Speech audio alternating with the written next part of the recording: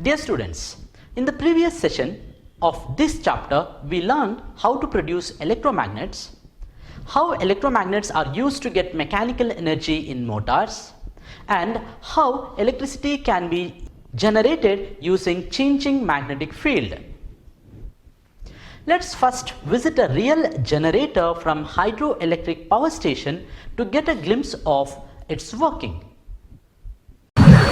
This is a generator which used to produce electricity for the first time in India. This generator was direct current generator. It was manufactured at General Electricals, which was founded by Thomas Edison.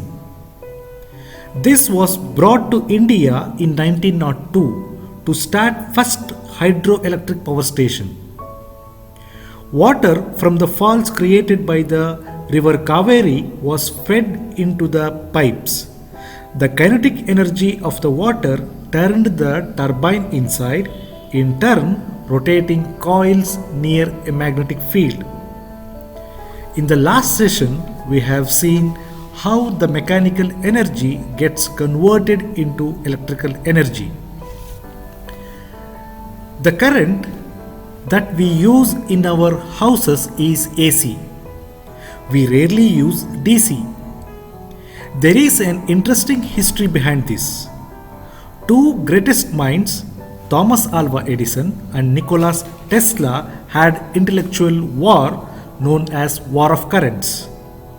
When generators were invented, they were only DC generators. But later, alternating dynamos came into existence. Thomas Alva Edison company was producing DC and supplying it to many houses, charging money. Tesla, who once worked in Edison's company, found the advantages of AC over DC and started to promoting it.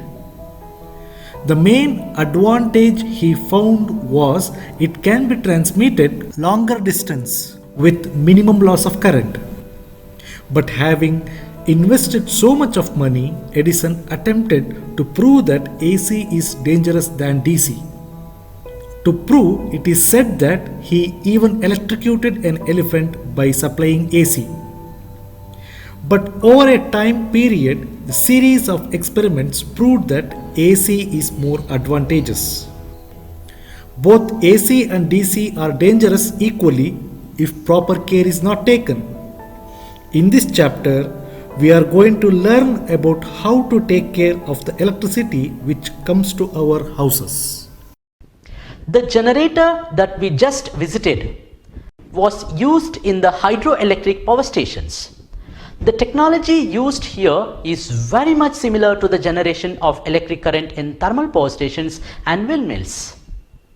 Electricity from all these power stations is collected in grades and distributed to our houses through transformers.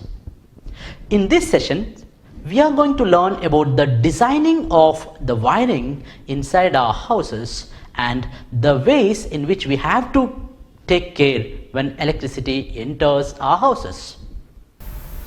We have electric poles near our houses.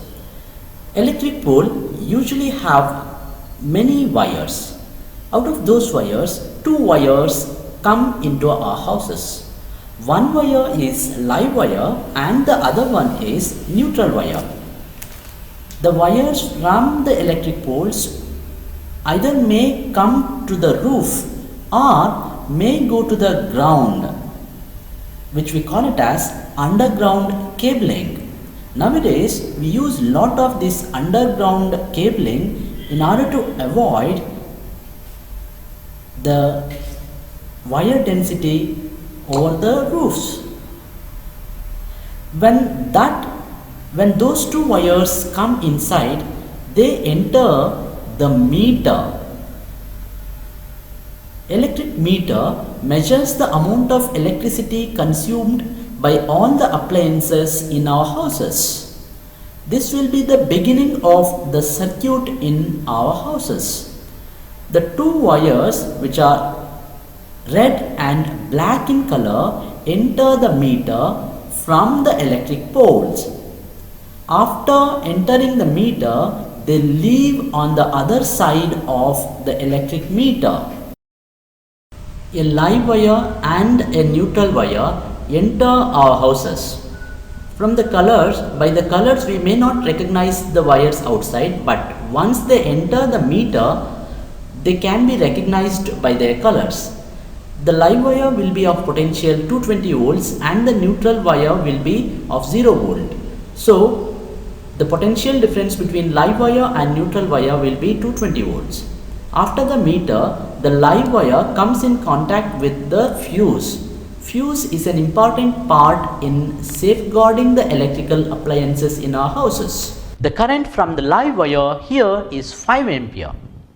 But due to unexpected reasons like lightning, the incoming current may exceed, which results in damaging the electrical appliances inside the house.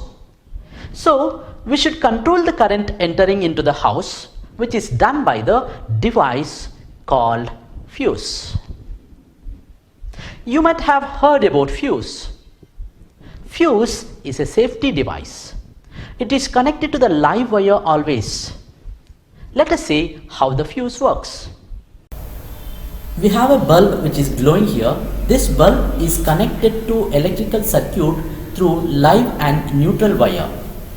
This live wire and neutral wire are in turn connected to a fuse. So let us connect live and neutral wire. Keep observing the fuse. Don't try this at home. If we connect live and neutral wire, the fuse burns and the bulb is not glowing now, indicating that when live wire and neutral wire come in contact, we call this as short circuit, which abruptly increases the current flowing in the circuit. By inserting a fuse, we may avoid the damage done by the flow of more current in the circuit. The fuse here breaks the circuit and helps us by avoiding such damages. We are looking at an electric circuit here.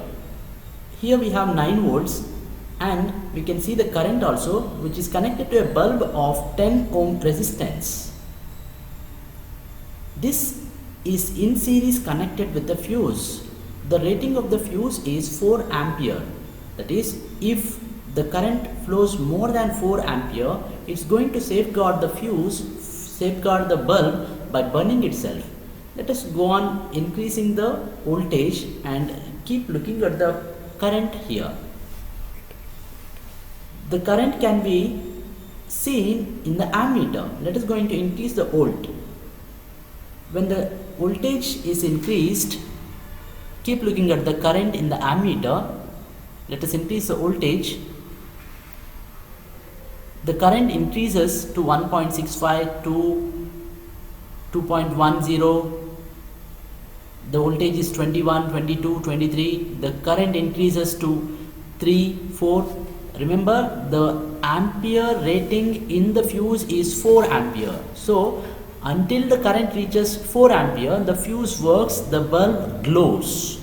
Now the current is 3.99 ampere, the fuse is working fine. Everything is fine. Once the current reaches 4 ampere, the fuse burns itself and stops the flow of electric current into the bulb. Why have we used the fuse here? Because we had to safeguard the bulb. So the bulb is safe now. The fuse has saved the bulb. Let us check whether the bulb is safe or not. Let us remove the fuse. See, the bulb is working fine. The fuse has burnt itself and saved the bulb. This is only a representation. The bulb need not have 4 ampere fuse, but any sensitive appliance may require proper current. If the current exceeds the limit, the appliance may get damaged. So this is only an example how fuse can save or safeguard an electrical appliance. We know that heating devices like geyser draw more current. If we use the same fuse for geyser as well, it may get burnt. So to connect the heating devices, we use thicker wire, like thicker neutral wire, thicker live wire, and fuse of higher ratings. Usually it will be of the rating 15 ampere. After the fuse, we connect the electrical appliances parallelly. That is, if one wire of the electrical appliance goes to the live wire, the other wire goes to the neutral wire. The neutral wire and the live wire will be then connected to the electrical appliances. Electrical appliances are connected in parallel. That is, one wire from live wire and one from neutral wire will be connected to any appliance. Here we are looking at a bulb which is connected to live wire and a neutral wire. The bulb is in between connected to a switch. Switch breaks or makes the circuit. Now we have not symbolized the switch here, but we have seen how the switch works in our houses. For every appliance, there will be a switch separately. We use electrical appliances in our houses which work with the same potential difference. That is, almost all of our appliances work with 220 volts. Of course, there are some devices like mobile phones which requires less potential difference, which can be obtained by using a charger. A charger reduces the incoming voltage. Let us see how parallel connection of the electrical appliances is useful. We have taken an electric circuit which is connected to two bulbs. The battery is connected to two bulbs here, and those two bulbs are connected in parallel. That is, one of the wires coming out of the bulb is connected to live wire and the other one goes to the neutral wire with the help of a switch.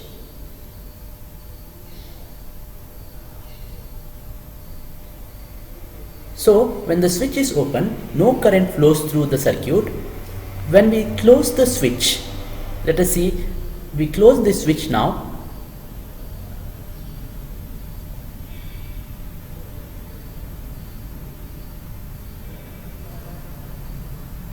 When we close the switch, the current flows through the first appliance only. The second appliance is not working because the switch is open. This is the advantage of parallel connection. If we switch on the second switch, then the second appliance will also start working. So each appliance will have a separate switch in parallel connection, and when the switch is on or off, then only the circuit opens or closes, making the electrical appliance work depending on the switch. The current continuously flows through the circuit which is closed and does not flow through the circuit which is not closed or which is open. This type of electrical appliance will see that the same potential difference, this type of circuit will see that the same potential is supplied to all the electrical appliances. So this is one more advantage of having a parallel connection. In our houses, we all use the same type of connection, that is, the devices are connected in parallel. You can try this by switching on or off one electrical appliance. How many electrical appliances can be connected to a pair of live and neutral wire? If we keep on connecting more and more devices to the same pair of live and neutral wire, instruments draw more and more current. This will heat up the wire and may damage the circuit. This is called as overloading. Let's see how fuse protects the appliance from getting damaged in case of overloading. We have 4 switches and the sockets here. These 4 sockets are connected to the same wire, same pair of wires. Let us assume that we have connected 4 different appliances to the same pair of wires through these sockets. When all of them are on, this draws more current and damaging the electrical appliances. This can be avoided by inserting a fuse. Let us see how. We have an electrical appliance which draws more current than 3 amperes. When current increases than 3 ampere, this fuse which is inserted in between gets itself damaged by protects the electrical appliance by cutting the current. We have an electrical circuit here. To the circuit we have connected 2 bulbs, and the current which is flowing through these 2 bulbs is 3.19 ampere, and we have a fuse connected to it. When the current is increased, when we connect one more electrical appliance, the current here may get increased.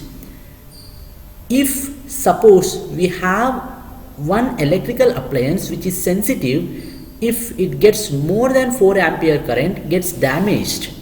So we have connected a fuse of 4 ampere here. Whenever a current of more than 4 ampere flows through this circuit, the fuse gets damaged, cuts the circuit by protecting the electrical appliance which is sensitive. Let us see it how. Now we are going to connect a third appliance here by switching it on. When we switch on, keep observing the fuse here and also the current. Let us switch it on. You saw that the fuse gets burnt, cutting the electrical circuit. The current stops flowing. All the appliances are not working now. Let us check whether the appliances got damaged or not by replacing this fuse, the damaged fuse, with a new fuse. In order to do so, we have to minimize the current. So we have opened this third appliance. We have not connected the third appliance. We have connected only 2 appliances here. The current is less than 4 amperes. The voltage is fine. The current is fine. The electrical appliances are safe now. This is how a fuse protects the circuit by damaging itself when the more current flows through the circuit. Many of our electrical appliances like computers have metallic surfaces. Even in the case of iron box, metallic surface, if it comes in contact with the live wire, whoever touches it will get electric shock. But there is a method where this electric shock can be avoided. Let's see how these electric shocks can be avoided. Every socket in our houses has few holes. Usually it will be a live wire, red in color, a black wire, and another wire which is green in color, which is called as earthing wire or grounding wire. Earthing wire usually takes the leakage current from the metallic part of any appliance into the earth. It acts as safety device. Metallic appliance, when comes in contact with the live wire, may give a shock to the person who touches the metallic part. So this leakage current will be then taken into a aluminium or iron rod. This aluminium or iron rod is usually buried by digging a hole in the earth. So by doing so, we can avoid the leakage current. We can take this leakage current into the ground or earth. Thus, the person who may touch the electrical appliance, metallic part of the electrical appliance, gets no shock. If our appliance draws more current than usual, for example, an iron box or a geyser, we see that there will be 3 pins in the socket. Those 3 pins, out of those 3 pins, 2 will be connected to live wire and neutral wire. Those 2 wires go to the appliance and make the appliance work. Usually in between we'll have switch for those two live wire and neutral wire, which makes or breaks the circuit. Why this?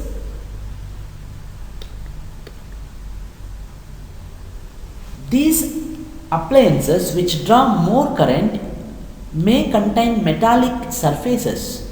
When these metallic surfaces by chance may come in contact with the live wire, when metallic appliance come in contact with the live wire, a person who touches the metallic appliance, say if you are pressing your clothes, by chance if you touch the metallic part and that metallic part had come in contact with the live wire, you may get shocked. Few of you may have experienced this. In order to avoid this, we use a third wire called as earth wire. Earth wire will be green in color. The earth wire then is connected to the metallic rod which is buried deep underground. Remember, this wire will not go to the electrical pole. It will be buried underground near our houses, nearby our houses. So, this is also a safety method where we can avoid electrical shocks, but this will avoid small shocks only.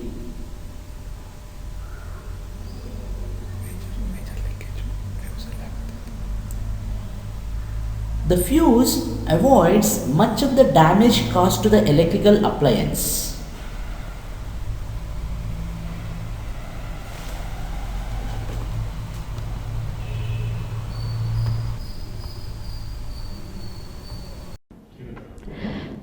Dear students, after learning so many things, let us go to some questions and find whether we have learned it correct or not.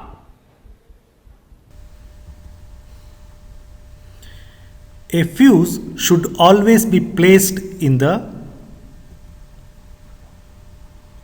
option A, live wire of the main circuit, option B, neutral wire of the main circuit, option C, earth wire of the main circuit, option D, both live and neutral wire of the main circuit. Answer for this question is live wire of the main circuit.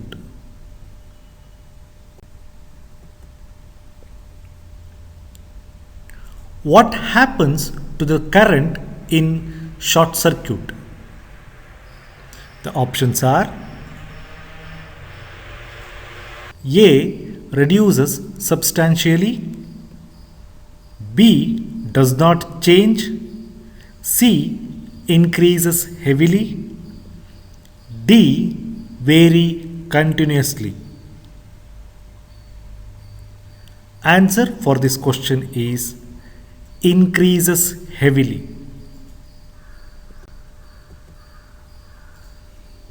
The next question is, the insulation cover of earth wire is option A, blue, option B, red, option C, green, option D, white. Answer for this question is option C, green.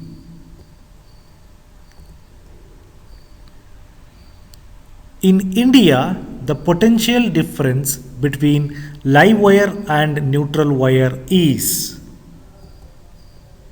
the options are option A, 240 volt, option B, 250 volt, option C, 280 volts, option D, 220 volts. Answer for this question is option D, 220 volts.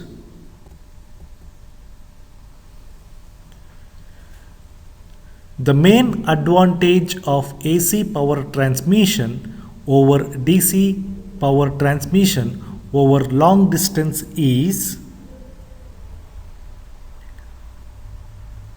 Option A, AC transmit without much loss of energy. Option B, less insulation problem. Option C, less problem of instability. Option D, easy transformation. Answer for this question is option A, AC transmit without much loss of energy.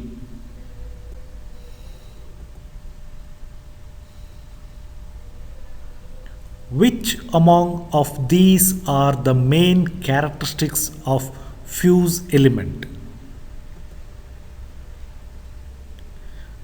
The options are high conductivity, option B, low melting point, option C, do not burn due to oxidation, option D, all of the above. Answer for this question is option D, all of the above. Here are some homework questions. Write them down. Write the answers for those questions later. Discuss these answers with your teacher. Have a good day.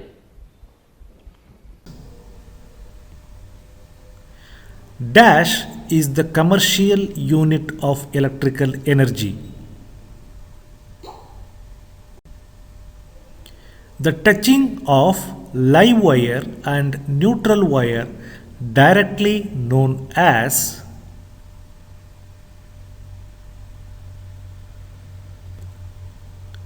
in our houses, we receive AC electric power of dash volts.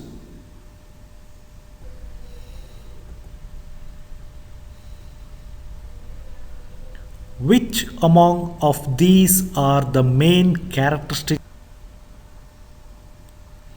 What may be the possible reasons for overloading?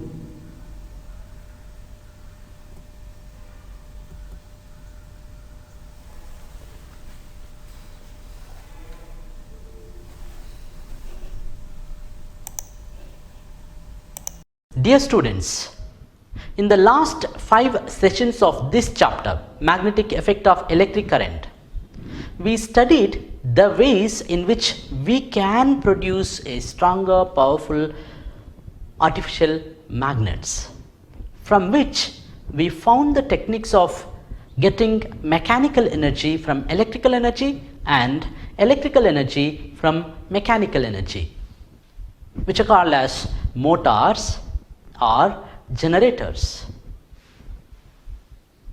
We saw how these motors and generators can be used in our daily lives, and we also learned how the electric current which is entering into the houses has to be connected in a manner to get maximum use of electric current.